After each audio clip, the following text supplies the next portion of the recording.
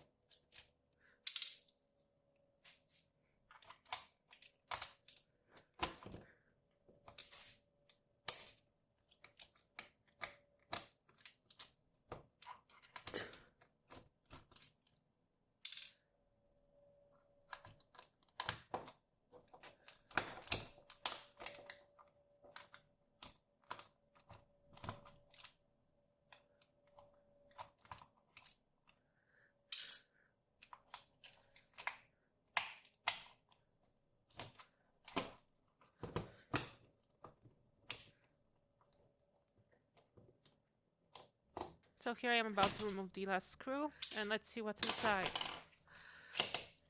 If you're familiar with old PlayStation controllers, this might be quite different from what you've seen from old DualShocks. Also, you can see some weird machining, like leftovers from the mold. I'm assuming it was like CNC'd from whatever. That's quite interesting because you don't see this in newer controllers that much. And yeah, there's some stickers which I'm gonna remove because I'm gonna be soaking this anyway. So, the interesting thing here is you can see that the entire controller has PCBs inside for every single button, and you have PCBs for the shoulder buttons too. And the shoulder buttons have entire assemblies and holders you can see in the bottom for the R2 and L2 buttons, which are shaped differently, which you might have seen before. So yeah, I guess if you haven't seen the insides of this old PlayStation controller, this might be interesting to you. And here they are, the assemblies. Also, take notice of how the cable connector doesn't have all the wires run through it. So here's the membranes. This cross brace for the D-pad is in fairly good shape. They tend to break all the time, and this should be fine enough. It's actually rare to find a controller that doesn't have it broken in one way or another. This D-pad is quite crusty. Also, it's textured. Only PS2 D-pads are actually not textured, they're smooth. Same goes, you know, for PS3, those are slightly more textured, I think. Unless it's just wear. And yeah, here's the double shot face buttons. Also a little bit of, you know, crust. That just happens. And yeah, I'm gonna also just look at the ridges here, because that's where a bunch of dead skin can build up if you have a controller built like this. This is like actually one of those things where Nintendo Switch 2 is on the bleeding edge of controller development. Because it's designed in a way where if you hold the Pro controller, the new Pro controller, it will not have any of those edges where it will be, you know, catching your dead skin and looking absolutely gross. And here I am unscrewing these holders for the R2 and L2 buttons. Different screws, that's the only other kind of screw here. And yeah, you have these plastic pieces here, you can see, and inside there's the button, and that's it. This makes reassembling this controller so much easier than, you know, working with the newer controllers that use the foil and don't have these training thingies. And here you have these clips you have to push out. I need to get the technique down because this is literally the first time I'm ever doing this. You can do it with your fingers, which I'd rather do because it's harder to break those. And yeah, membrane on the back, and then the button sticking out the front.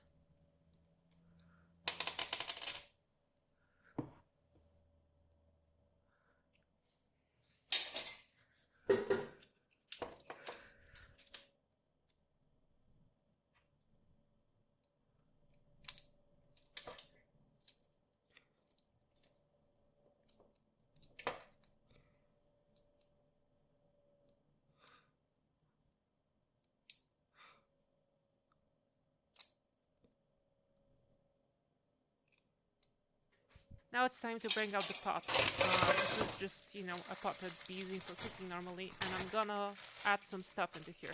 First and foremost, just as a precaution, even though the controller doesn't smell bad, this is baking soda. You use this if you wanna contain the bad odors. You don't need this, but if you have a controller that smells really bad, it's quite nice to have. And I'm gonna grab dish soap here, which is the, you know, go-to for soaking the controller. And then you wanna use warm water and let it soak, you know?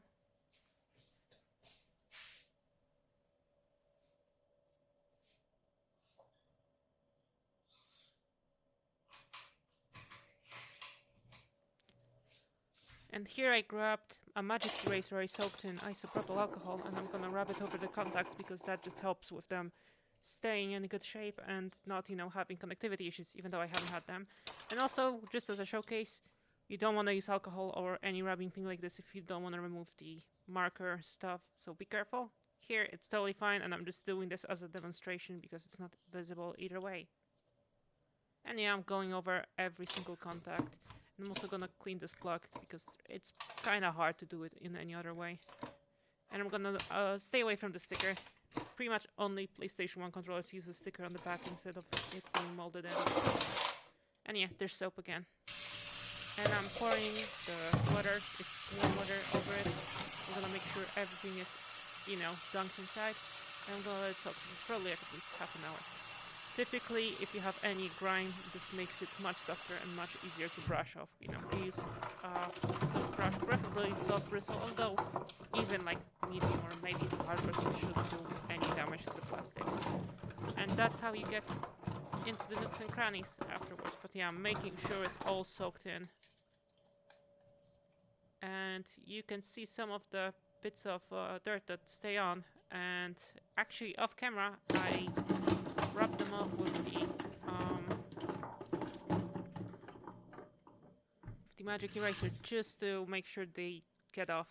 The plastic has a rough enough finish where you won't notice that I did that. And also here I am using the same magic eraser trick to run over the cable, just all along the cable, to pick up any dirt because these cables get surprisingly dirty, and this is my favorite way to like really get it clean. So here I'm trying to get a good grasp. You know, it's a bend at the start. It's the most annoying part to get down.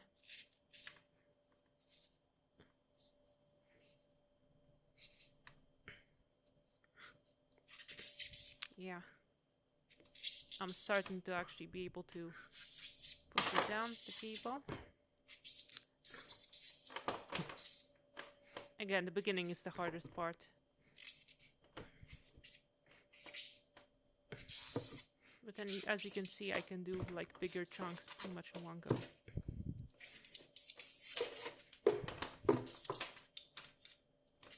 And I'm quite close to the end. And yeah, you can see how much dirt I picked up. I tend to make sure the cables are clean. And I'm gonna go closer to the part that actually stays inside of the controller shell. And also, you can see here, it's kind of hard to see, kind of hard to get a good shot, but all the pins are present, which is bizarre. Especially this controller. This controller doesn't even have rumble, so it doesn't even need the +8 volt line or the other connectors, because there's some pins on this SIO connector that are actually not used for most controllers. Which is, if you see some controllers, especially some revisions of DualShock 2s, this is why this happens, like why they are missing those pins, and it's totally normal.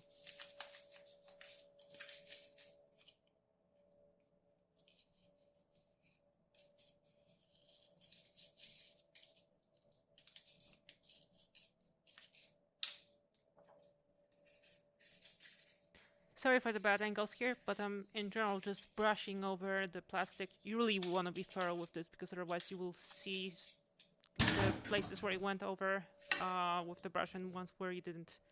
It's surprising how much dirt is not quite easily visible on a controller like this. So just keep that in mind.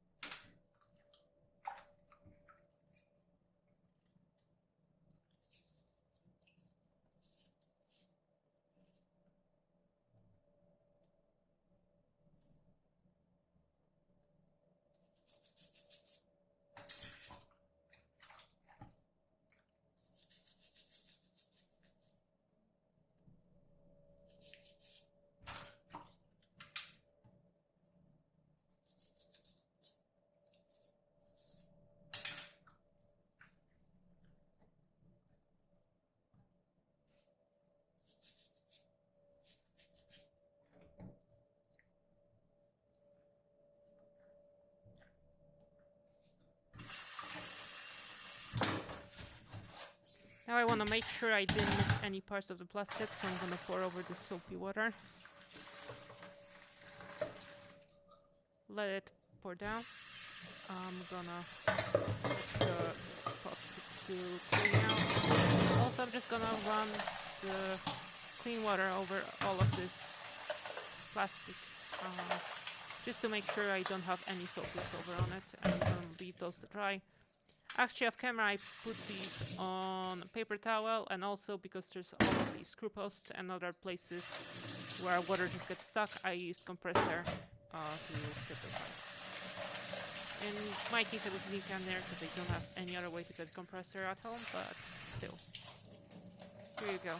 Sorry for all the bad camera angles, but the setup I'm using for filming this is quite jank.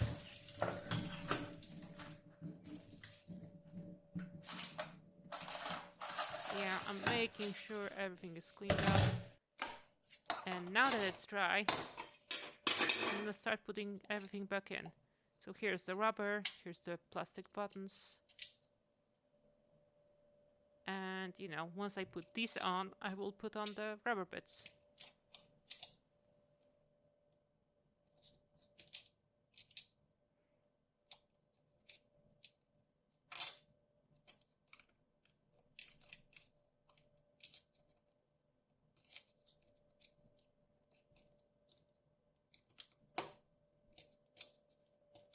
And the D-pad goes on, and now I should put on the PCB. It goes in place, it goes through so many screw posts that it's kind of hard to mess this up, and I'm gonna be putting together these braces. Yeah, the rubber bit falls out quite easily unless you push this onto the PCBs that have the, you know, button thingies on them. So you align it, it snaps in, and there you go. I'm gonna do the same with the other one. Yeah, the PCB fell out, but again, no worries. Now that I'm holding it, I'm making sure the, you know, numbers on the buttons are oriented the proper way, because I wouldn't be surprised if you can put them on backwards. Just pay attention to that, otherwise you'll probably have to just turn down the whole controller if you notice it after you screw everything together. So yeah, I'm routing the cables. Later I'm also gonna have to make sure that the cables that go to the, you know, the shoulder buttons are routed in a way where they don't, you know, interfere with the back of the shell when I put everything back together. So I'm gonna move this off the camera, and here's the back, and I'm gonna put in the buttons, orient them the right way, slide them in, put the plastic bracket on top, and then use the screws, the ones that are not black. Because this controller only uses 2 screws, both can be screwed off with the same bit, you know. Not everything is made the same way. And also it's a common bit. That's actually a big W on my, you know, side. It's not like an Xbox controller with Torx security bits, which I just hate on principle, even though, you know, today where pretty much everyone has an iFixit kit, it's easy to get them, yeah. And also, you might be seeing not every screw will go in quite cleanly, but I'm trying to back them off so they snap into the pre-existing screw threads and then screw them in. This is how you prevent, you know, putting extra wear on the plastic, cross-threading, and so on. And since this controller might be like 30 years old, I want to go soft on the plastic. And in general, it's just a little bit of time you spent to, you know, not scrub the plastic. And now, here's the cables I mentioned before.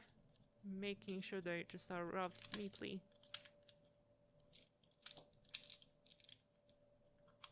Sorry for the bad camera angles and things going out of focus. I literally have a tablet propped up on a cardboard box you can see here in this shot. And I'm checking the buttons. That everything feels right, nothing gets stuck. And I'm gonna be screwing this back together.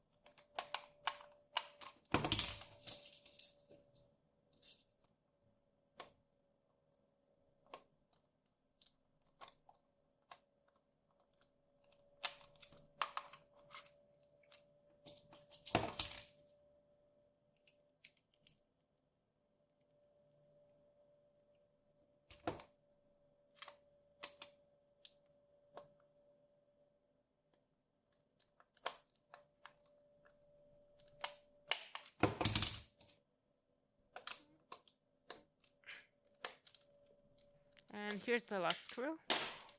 I'm gonna give it one more feel that everything works. And yeah, everything feels fine, and the controller is just much cleaner. Look at the back. Look at everything. Yeah,